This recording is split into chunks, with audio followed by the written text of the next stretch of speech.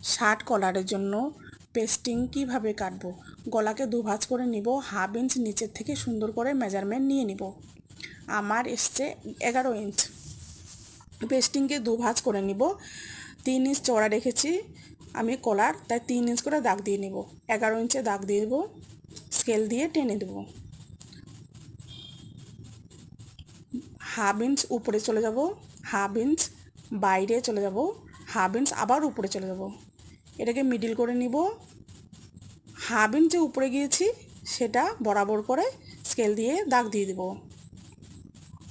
বাইরে যে গেছি 1/2 ইঞ্চ, ও স্কেল দিয়ে বরাবর করে আবার দাগ দিয়ে দেব। এটা মিডিল করে নিব। 1/2 ইঞ্চ যে উপরে গিয়েছি সেটা দাগ দিয়ে দেব। তারপরে কেটে নিব স্টিচিং পরের ভিডিওতে। Thank you.